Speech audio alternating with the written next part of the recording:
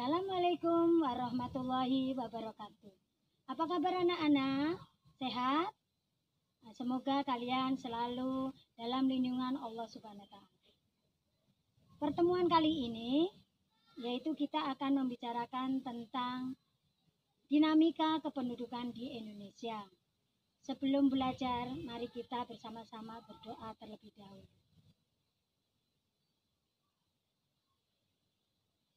Berdoa selesai.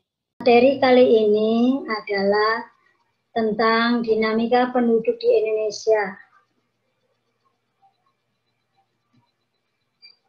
Tujuan pembelajaran. Setelah kegiatan pembelajaran dilaksanakan, peserta didik diharapkan dapat menjelaskan pengertian dinamika penduduk.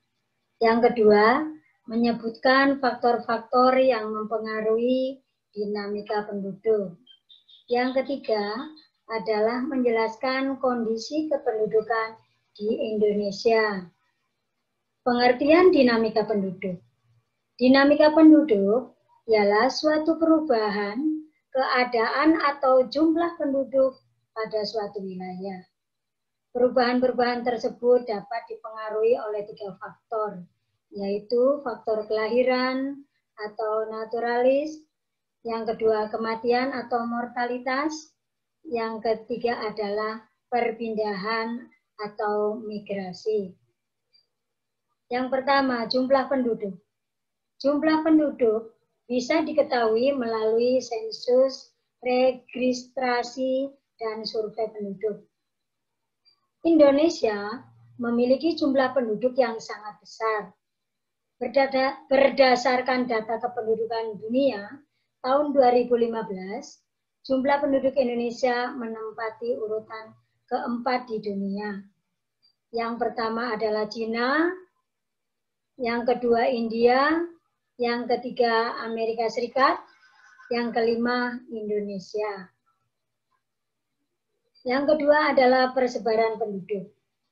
Persebaran atau distribusi penduduk adalah bentuk penyebaran penduduk di suatu wilayah atau negara. Coba kalian lihat kepadatan penduduk Indonesia berdasarkan data dari provinsi tahun 2010. Kalian bisa melihat persebaran penduduk dari Sabang sampai Merauke. Persebaran penduduk dapat dikenali dari kepadatan penduduk. Padatan penduduk merupakan indikator adanya perbedaan sumber daya yang dimiliki pada suatu wilayah. Wilayah yang memiliki sumber daya yang lebih baik sumber daya fisik maupun manusianya, akan cenderung dipadati penduduk. Kepadatan penduduk memberikan informasi kepada pemerintah tentang pemerataan pembangunan. Yang ketiga kita bahas adalah komposisi penduduk. Komposisi penduduk adalah pengelompokan yang berdasarkan usia atau umur, kemudian jenis kelamin, mata pencaharian, agama, bahasa, pendidikan, tempat tinggal, jenis pekerjaan, dan lain-lain. Nah, komposisi penduduk diperlukan dalam suatu negara karena dapat dijadikan dasar dalam pengambilan keputusan ataupun penentuan kebijakan dalam pelaksanaan pembangunan. Komposisi penduduk yang berdasarkan usia atau umur dapat dibuat dalam bentuk usia tunggal seperti 0, 1, 2, 3, 4, sampai 60 tahun atau lebih. Komposisi penduduk dapat juga dibuat berdasarkan interval usia tertentu, seperti 0 sampai 5 tahun atau usia balita, kemudian 6 sampai 12 tahun atau usia SD, 13 tahun sampai 15 tahun adalah usia SMP, 16 sampai 18 tahun usia SMA, 19 sampai 24 tahun usia perguruan tinggi, 25 tahun sampai 60 tahun adalah usia dewasa, dan lebih dari 60 tahun adalah usia lanjut. Selain itu, komposisi penduduk juga dapat dibuat berdasarkan usia produktif dan usia non-produktif. Misalnya, usia 0 sampai 14 tahun adalah usia belum produktif. Usia 15 sampai 64 tahun adalah usia produktif, dan usia yang lebih dari 60 tahun adalah usia tidak produktif. Nah, komposisi berdasarkan jenis kelamin juga penting untuk diketahui karena dapat digunakan dalam membandingkan atau melihat angka perbandingan jenis kelamin atau sex ratio. Coba kalian lihat gambar bawah ini, yaitu gambar kurva daripada komposisi berdasarkan jenis kelamin. Di situ gambar yang biru lebih tua adalah laki-laki dan lebih muda birunya atau warna birunya adalah perempuan. Di situ ada tertera usia juga dari 0 sampai 15 dan usia dari untuk urutannya dari usia 0 sampai umur 75 lebih atau berdasarkan sex ratio. Sekarang komposisi penduduk berdasarkan usia. Komposisi penduduk berdasarkan usia atau umur dalam bentuk usia tunggal seperti 0, 1, 2, 3, dan 4 sampai 60 tahun atau lebih. Komposisi penduduk dapat juga dibuat berdasarkan interval usia tertentu. Seperti 0 sampai 5 tahun adalah usia balita, 6 sampai 12 tahun usia SD, 13 sampai 15 tahun usia SMP, 16 sampai 18 tahun usia SMA, 19 sampai 24 tahun usia perguruan tinggi, 25 sampai 60 tahun usia dewasa, dan lebih dari 60 tahun adalah usia lanjut. Selain itu, usia berdasarkan produktif dan non-produktif adalah dari usia 0 sampai 14 adalah usia belum produktif, 15 dari sampai 64 adalah usia produktif, dan lebih dari 60 tahun adalah usia tidak produktif. Yang keempat adalah pertumbuhan dan kualitas penduduk. Pertumbuhan penduduk adalah keseimbangan dinamis antara kekuatan yang menambah dan kekuatan yang mengurangi jumlah penduduk. Ada beberapa faktor yang mempengaruhi pertumbuhan penduduk, yaitu seperti tadi yang di depan adalah kelahiran, kematian, dan migrasi. Faktor kelahiran dan kematian disebut faktor alami, sedangkan migrasi disebut faktor non-alami. Kelahiran karena bersifat menambah, sedangkan kematian bersifat mengurangi jumlah penduduk.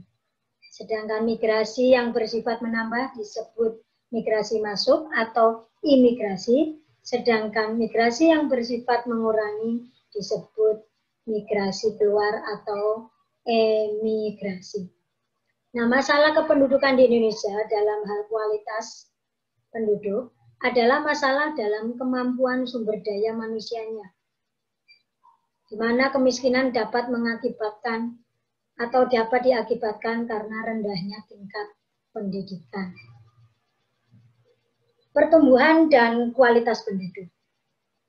Akibat pertumbuhan penduduk yang cepat antara lain yaitu sebagai berikut, yaitu pertumbuhan penduduk usia muda yang cepat menyebabkan tingginya angka pengangguran. Yang kedua, persebaran penduduk yang tidak merata. Yang ketiga, komposisi penduduk yang kurang menguntungkan karena banyaknya penduduk usia muda yang belum produktif, sehingga beban ketergantungan sangat tinggi. Nah, yang keempat, karena arus urbanisasi yang tinggi, terutama di kota besar, lebih banyak menyediakan lapangan kerja, maka arus urbanisasi sangat tinggi. Kemudian yang kelima adalah menurunnya kualitas dan tingkat kesejahteraan penduduk. Selain tingkat pendidikan, tingkat kesehatan juga merupakan salah satu penentu dari kualitas penduduk. Tingkat kesehatan penduduk merupakan salah satu faktor yang menunjang keberhasilan pembangunan. Tingkat kesehatan suatu negara dapat dilihat dari besarnya angka kematian bayi dan usia harapan hidup penduduknya.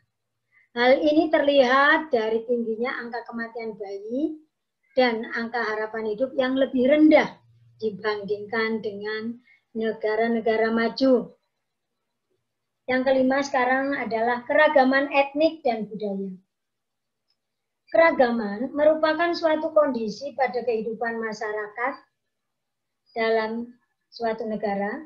Seperti itu ada pada suku bangsa, karena di Indonesia itu beraneka ragam suku bangsa, agama, ras, serta budaya.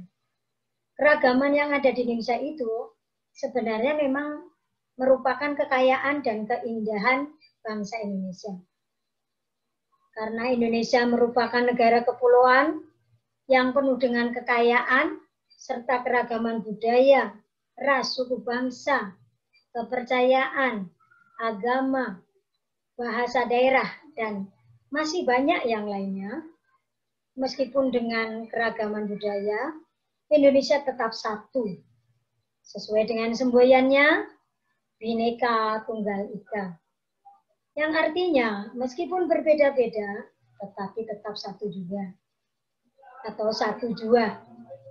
Nah, keragaman budaya turut serta didukung oleh wilayah Negara Kesatuan Republik Indonesia yang terpisah wilayah-wilayahnya oleh lautan. Nah, setiap daerah memiliki kebudayaan yang khas. Karena keragaman budaya tersebut dapat diketahui melalui bentuk-bentuk seperti pakaian adat, lagu daerah, tarian daerah, rumah adat, upacara adat, dan lain sebagainya.